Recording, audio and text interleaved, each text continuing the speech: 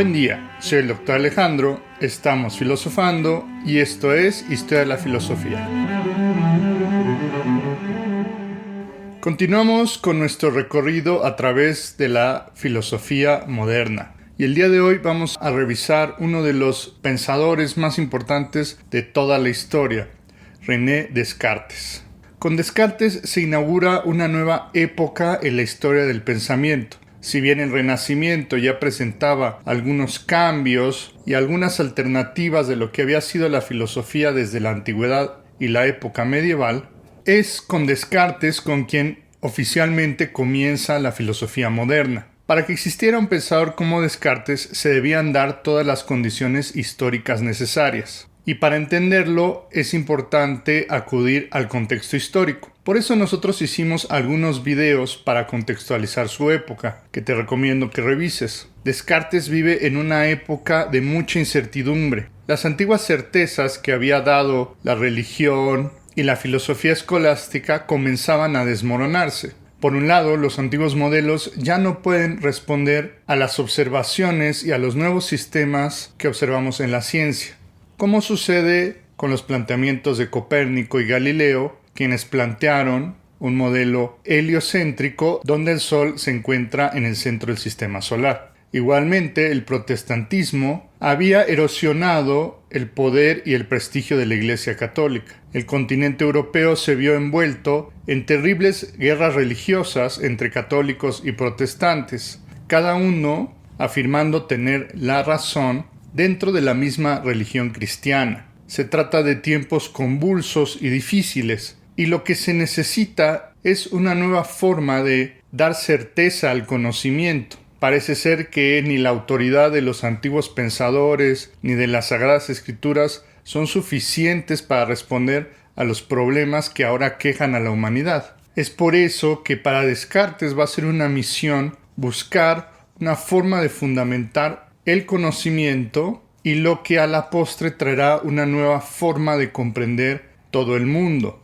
La filosofía de Descartes va a ser distinta de todo lo que se había hecho antes. Para empezar, es una filosofía en primera persona.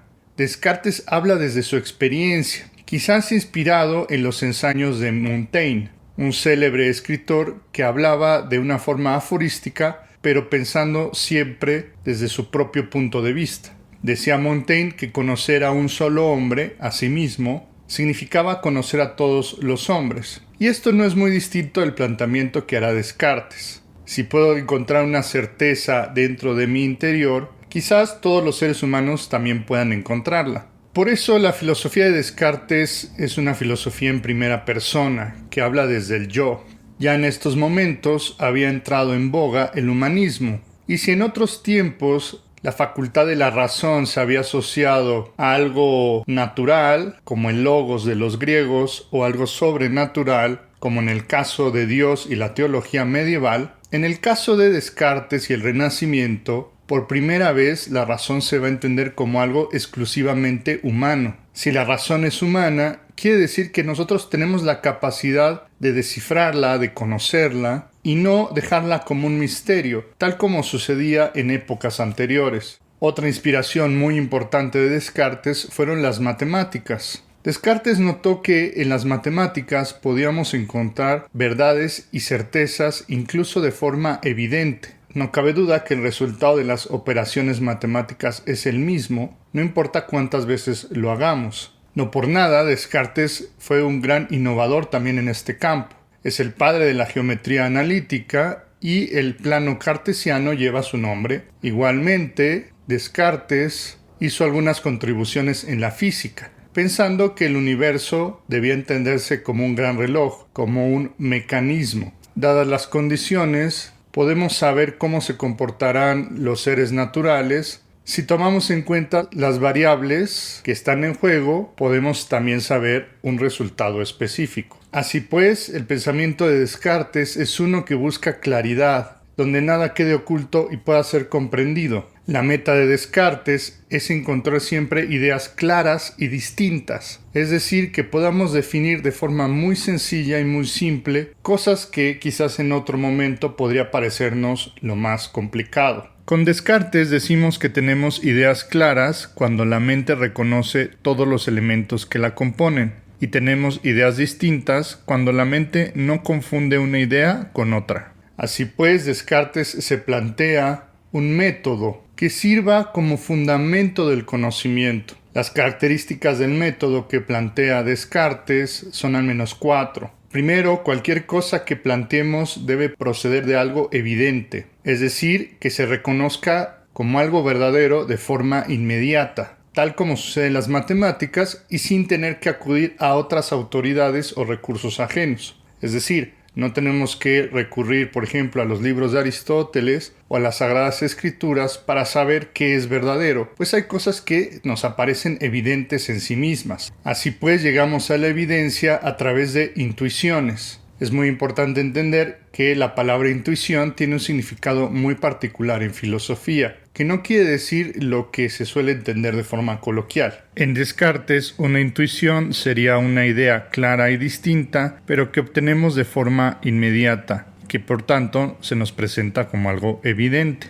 Una vez que tenemos intuiciones claras y distintas, podemos tener un análisis, donde la tarea es dividir las posibles dificultades en las partes más simples y más pequeñas posibles. Una vez que tenemos las partes simples, podemos hacer una síntesis, es decir, conducir los pensamientos en orden desde lo simple hasta lo complejo. Como una especie de Lego, una vez que tenemos las piezas individuales, podemos comenzar a armar. Y finalmente podemos hacer una enumeración, un recuento de los elementos que hemos trabajado para no omitir ninguno. Pueden darse cuenta que el método de Descartes es muy sistemático, es decir, busca ir en orden, buscar partir de lo evidente y nunca dar nada por sentado. Es por esto que se ha dicho que Descartes fue uno de los grandes contribuyentes al desarrollo del método experimental o método científico, junto con Francis Bacon y con Galileo Galilei.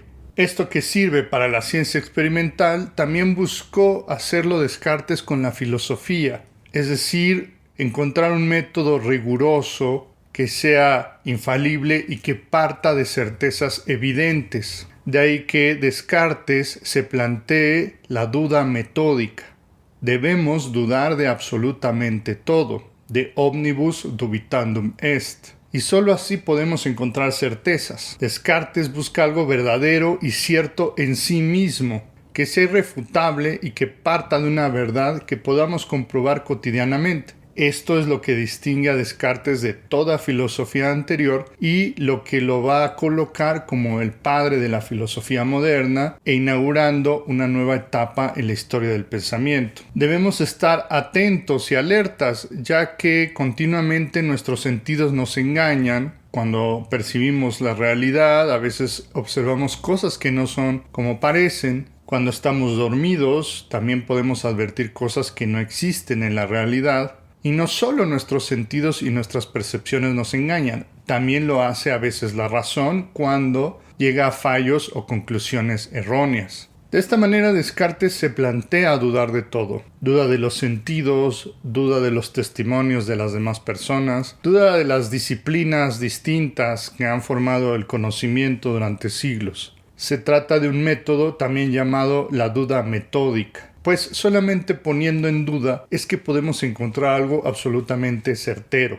Lo que busca Descartes es un inicio en cero, pero un inicio donde estemos construyendo en terreno firme y no sobre arena, para que así un pequeño error al principio no se vuelva un gran error al final, como decía Aristóteles. Entonces, ¿qué es aquella cosa de la cual no podría dudar? La respuesta de Descartes es muy ingeniosa, pero al mismo tiempo muy simple, y esto es lo que la hace genial. De lo único que no puedo dudar es de la duda misma, pues mientras estoy dudando, sé que estoy inmediatamente dudando. Esto es evidente. Puedo poner en duda las percepciones que tengo sobre el mundo y lo que me dicen los demás, pero no puedo dudar de que estoy dudando simplemente.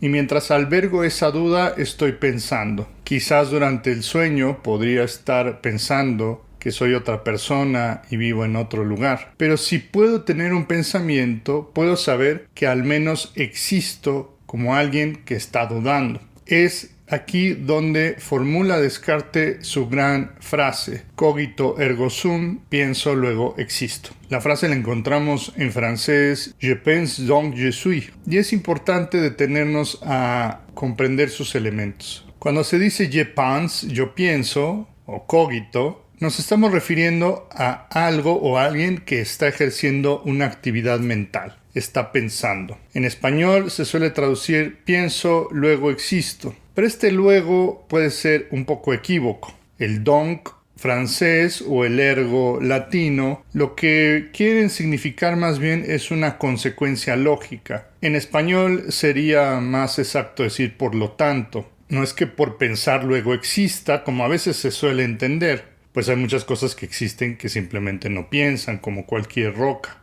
Sino lo que quiere decir es que la actividad de pensar tiene por consecuencia que puedo estar seguro de la existencia de al menos esa cosa que piensa. Es decir, podríamos entender esta frase mejor como pienso, por lo tanto existo.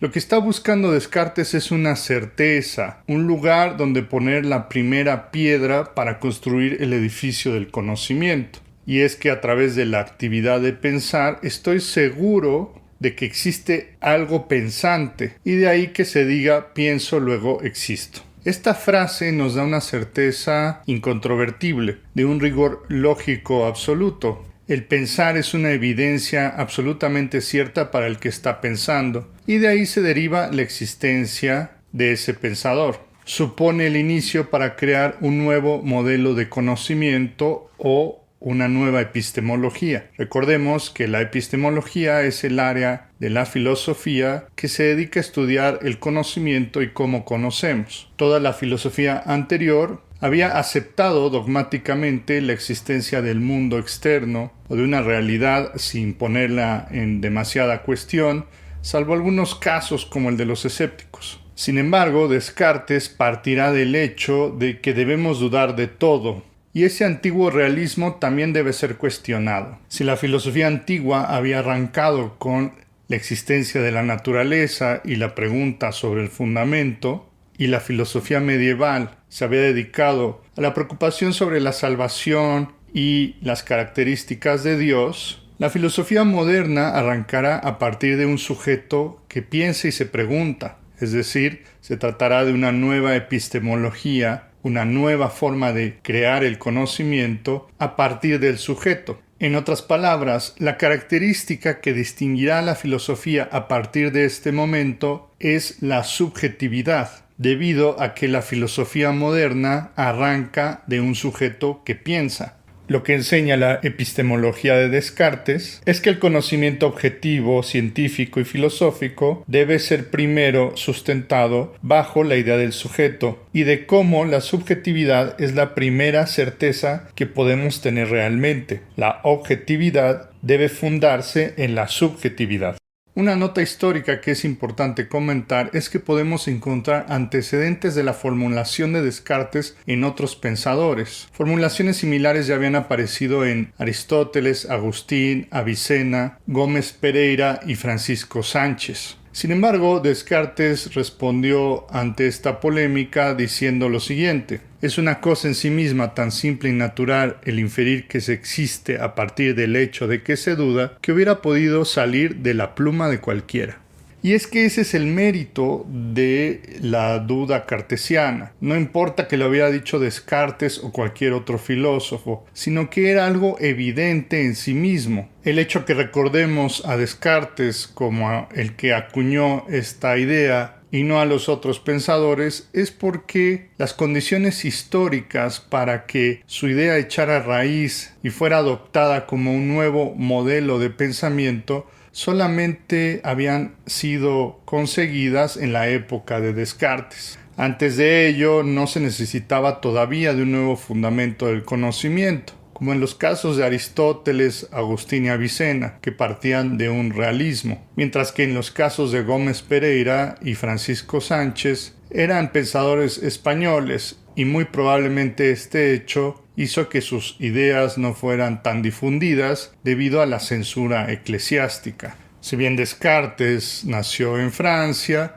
pasó la mayor parte de su actividad intelectual en los Países Bajos y en Suecia, países protestantes donde pudieron difundirse sus ideas sin el temor a la censura de la religión católica, que de hecho condenaron su obra en el año de 1663. La necesidad de una nueva forma de pensar, la libertad que brindaba los países protestantes y la invención de la imprenta lograron que estas ideas de Descartes, que aunque ya habían sido formuladas anteriormente, echaran raíz y se convirtieran en un nuevo modelo para hacer filosofía. Ahora bien, la pretensión de Descartes consistía que a partir de su descubrimiento inicial pudiéramos fundamentar el resto del conocimiento humano y de las ciencias. Sin embargo, Descartes llegó a una consecuencia inesperada. A partir de pienso, luego existo, no necesariamente puedo afirmar mi existencia como un sujeto material que habita en el mundo y que ejerce una profesión, tiene una familia, etc.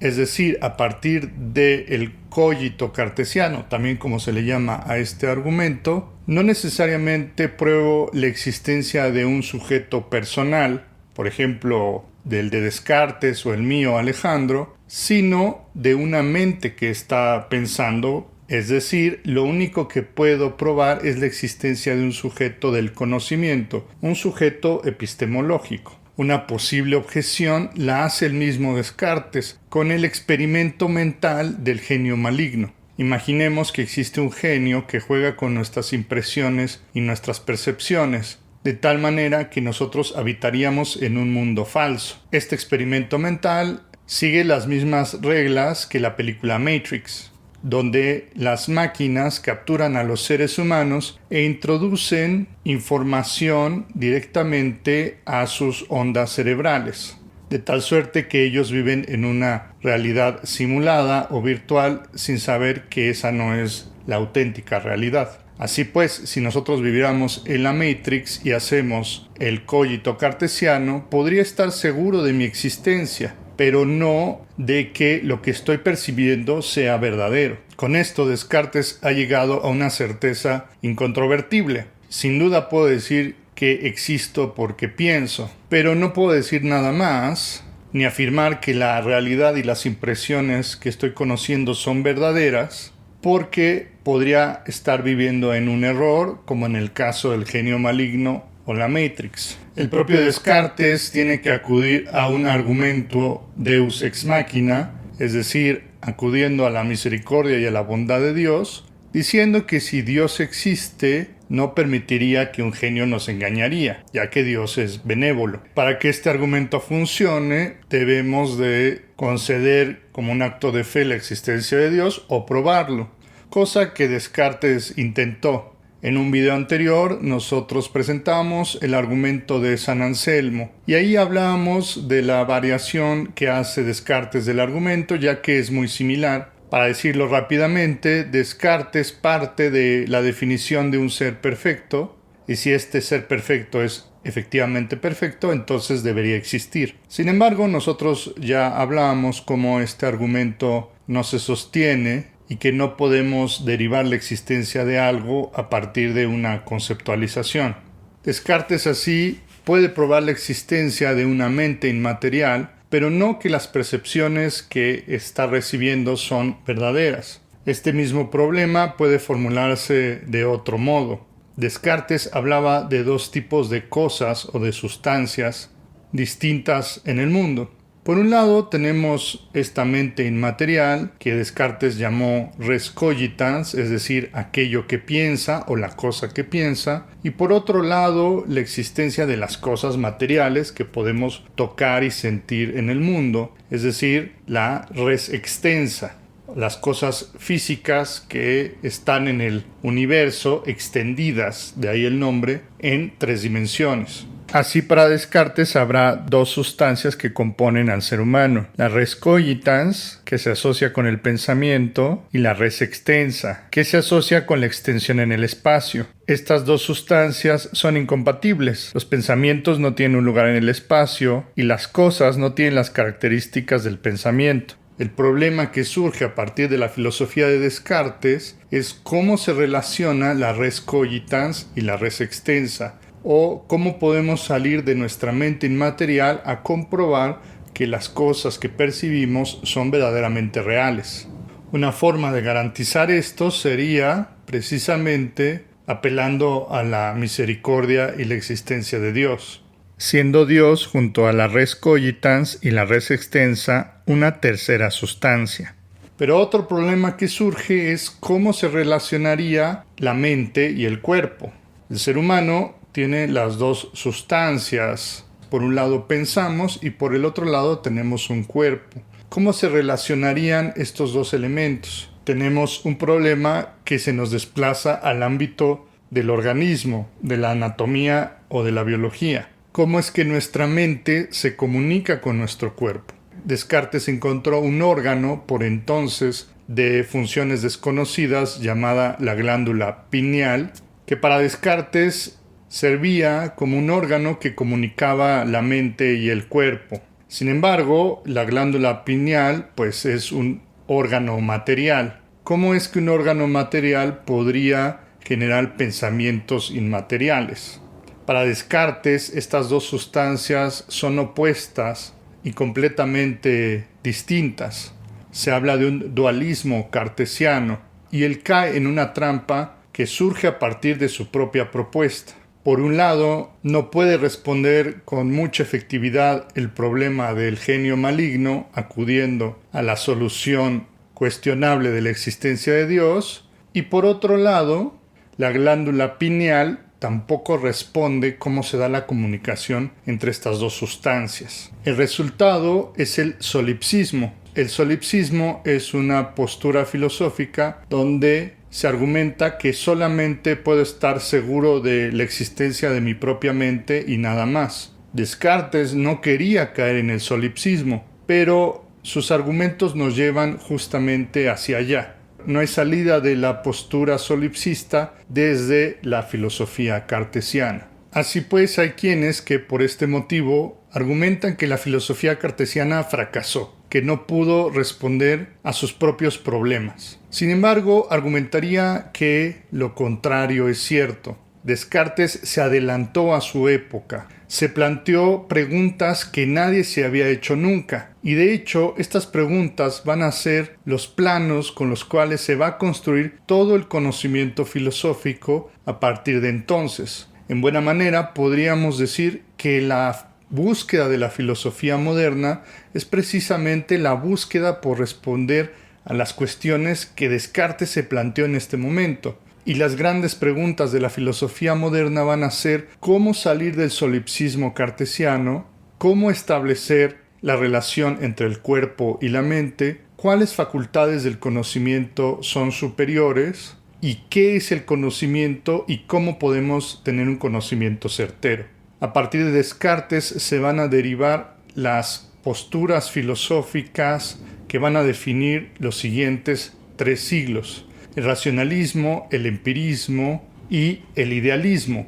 Y todas estas posiciones van a estar haciendo un diálogo con Descartes buscando responder a las preguntas que él se hizo en este momento. Es muy fácil criticar a Descartes teniendo todos los elementos que tenemos hoy en día, pero lo que a veces no se logra apreciar es el gran salto que dio su pensamiento, alejándose de todo aquello que no estaba rindiendo nuevos frutos y que solamente estaba repitiendo posiciones dogmáticas, buscando justificar creencias e ideas desde un punto ideológico, político, religioso, pero no desde las certezas y las evidencias que tenemos frente a nosotros. Por eso es un pensador tan importante.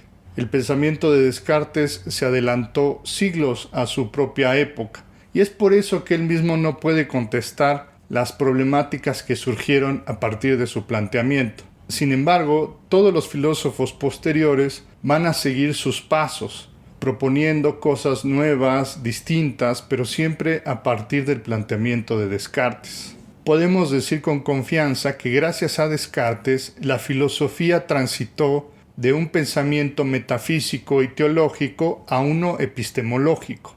o también de un planteamiento religioso a uno verdaderamente humanista. Se dejará a un lado la preocupación sobre la salvación, que se dejará para un tema de conciencia personal, y nos dedicaremos ahora a la pregunta de cómo obtener un conocimiento certero.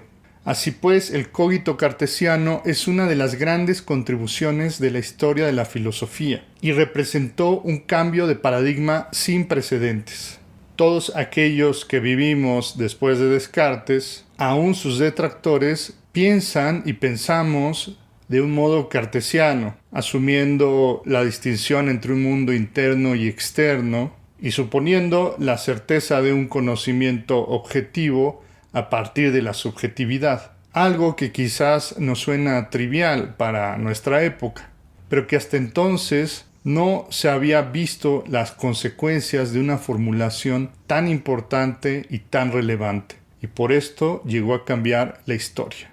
Como recomendaciones de lectura tenemos primero las fuentes primarias. El discurso del método y las meditaciones metafísicas son sin duda sus obras más importantes. Y es un autor bastante accesible y fácil de leer, por lo que se puede leer directamente. Otra obra interesante son Las Pasiones del Alma, donde estudia los afectos y la forma en que sentimos. Menciono esto debido a que muchas personas creen que Descartes se dedicó exclusivamente al estudio de la razón, y esta obra puede ser un interesante antídoto. Una interesante biografía la encontramos en Grayling, Descartes, la vida de René Descartes y su lugar en su época, la sección de Descartes en las lecciones sobre la historia de la filosofía de Hegel, Descartes esencial de Sánchez Ramón, y para una lectura contemporánea de Bernard Williams, Descartes, el proyecto de la investigación pura. Muchas gracias por ver este video y si te gustó dale like, comenta, comparte y suscríbete.